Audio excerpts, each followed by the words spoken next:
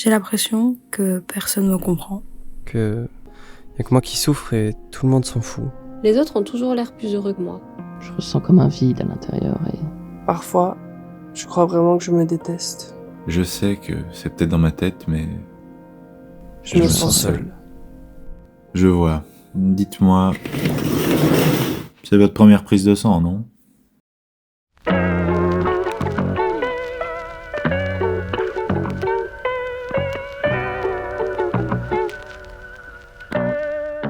Alors, j'ai reçu les résultats et j'ai un problème d'image. C'est parti. Qu'est-ce que ça veut dire ?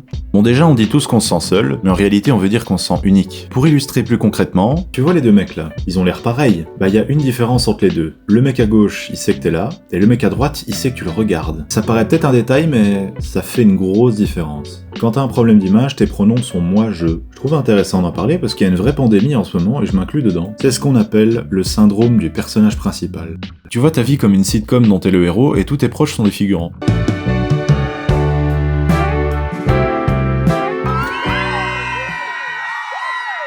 Le truc, c'est que dans une sitcom, on filme que les moments intéressants. On va jamais filmer le moment où le personnage principal est en train de se curer le nez ou quand il doit aller aux chiottes. Et les moments qu'on choisit de filmer, ils peuvent pas juste se passer, ils doivent se passer de manière intéressante. Comme on a tous le fantasme de vivre dans une sitcom, on finit par penser toutes nos situations du quotidien pour qu'elles soient intéressantes à regarder. On devient le réalisateur et personnage principal en même temps.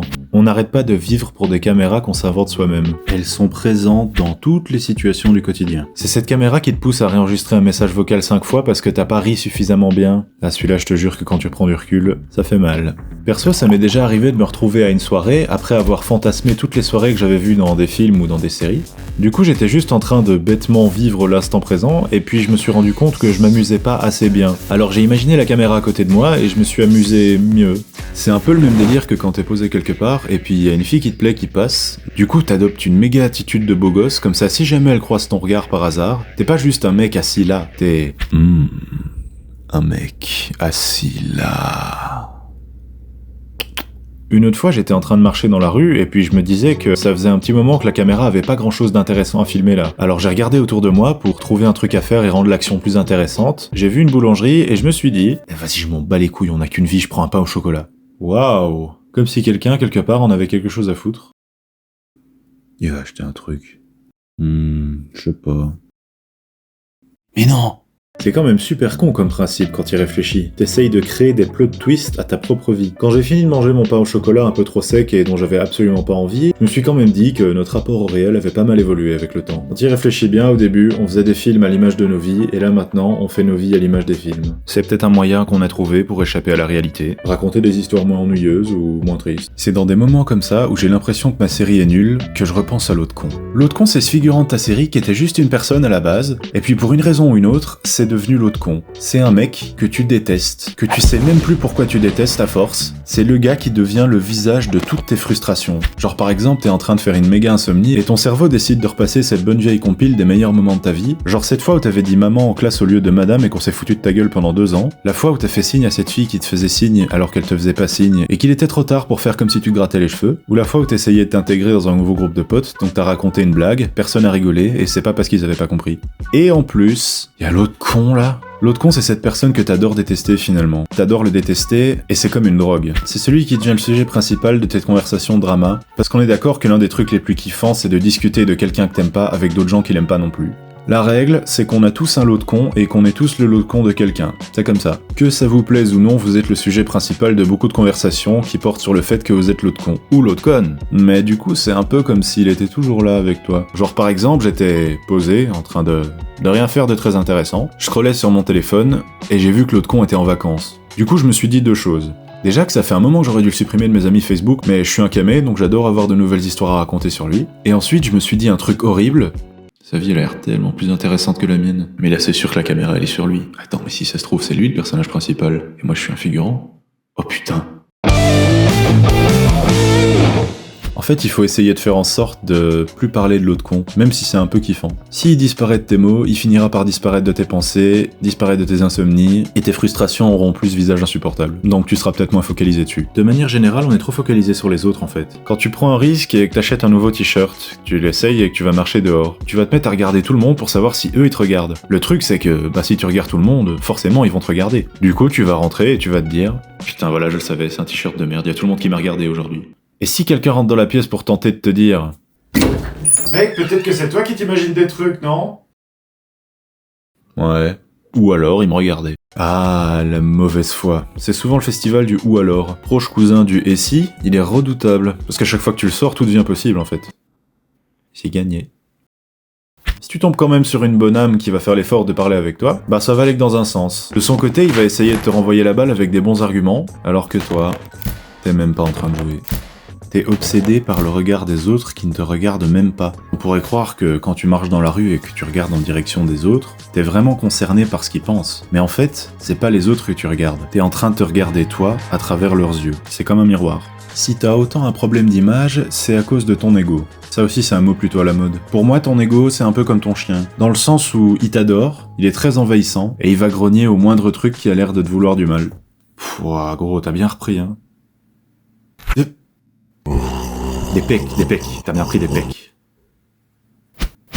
À partir de là, tu peux t'amuser à imaginer différents types d'ego en fonction de la race de chien. Par exemple, t'as les labradors, eux c'est des crèmes. Il est sympa ton t-shirt, ils font les mêmes pour hommes.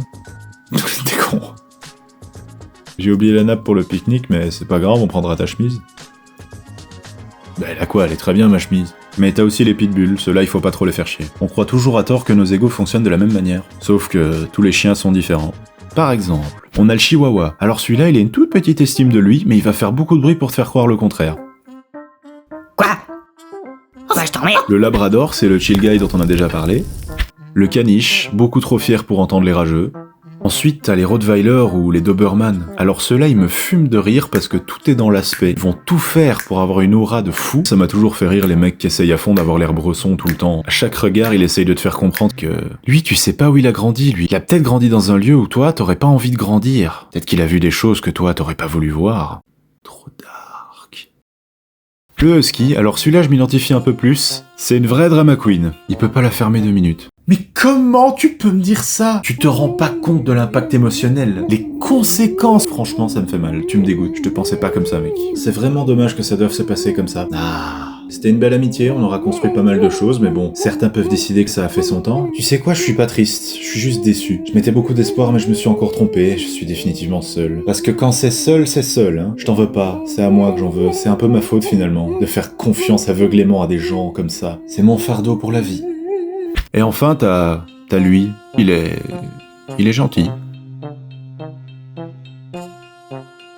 J'ai voulu comprendre pourquoi mon ego c'est un husky, et j'aime bien les métaphores. Alors, j'ai filé la métaphore encore un peu. J'ai imaginé le moment où j'allais supposément adopter mon ego, et je me suis rendu compte que j'aurais sûrement choisi un compagnon en fonction des problèmes que j'avais quand j'étais petit. Et puis j'ai compris. Comme tu grandis avec ton ego, tu vas être habitué à passer du temps avec. Et toi, ces crises, elles font partie de ton quotidien. Le truc, c'est que quand tu sors avec ton ego en public, il faut lui apprendre à vivre en société, sinon ça pourra pas marcher. Et c'est jamais une solution de laisser ton ego enfermé chez toi, c'est pas bon pour lui, et c'est pas bon pour toi. C'est jamais bon de sortir sans son ego, parce qu'alors, tu t'effaces.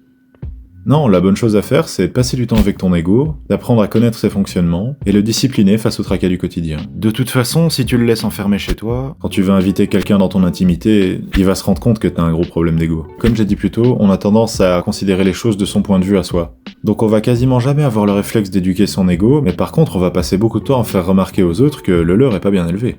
Si j'avais un conseil à donner, essayez pas de vous occuper du chien des autres, parce que vous le connaissez pas, et on va pas se mentir, personne n'aime entendre qu'il s'occupe pas bien de son chien. Donc il y a peu de chances que ça serve à quelque chose. Si je devais faire un bilan de ces dernières années dans ma vie, je dirais que je me suis rendu compte de 3 choses. La première, c'est que ce sentiment de vide que je ressens à l'intérieur, on l'a tous, et on essaye tous de le combler avec quelque chose. Alors que s'il existe, c'est à cause d'un truc qui a rien à voir, et c'est intéressant de savoir pourquoi. Le seul vrai moyen de combler ce vide, c'est de le remplir avec une réponse. Dans un deuxième temps, tu peux pas demander à quelqu'un de jouer avec toi si tu veux pas jouer. Et enfin, qu'il existe 2 chemins pour se sentir mieux. Soit tu passes tout ton temps à chercher en quoi les autres sont moins bons que toi, soit tu le passes à chercher comment tu pourrais devenir meilleur. Je voulais vraiment vous remercier pour tous les retours et les encouragements que j'ai eus suite à ça. Ça m'a vraiment fait plaisir et ça rajoute de la motivation de voir que ce que je raconte peut parler à des gens. De mon côté, j'adore définitivement faire ça et je suis pas prêt de m'arrêter. Alors j'en profite vite fait pour reposer ça là. Il y a toujours ce petit bouton qui existe, il est super intéressant. Pour le savoir, il y a juste à appuyer dessus. N'hésitez pas à me dire tout ce qui vous passe par la tête en commentaire si ça vous dit. Et... ah ouais, dites-moi aussi quelle race de chien vous verriez pour votre ego qu'on se marre un coup. Allez, ciao. Et j'ai l'impression que personne me comprend. Ouais. Sauf toi. C'est déjà ça.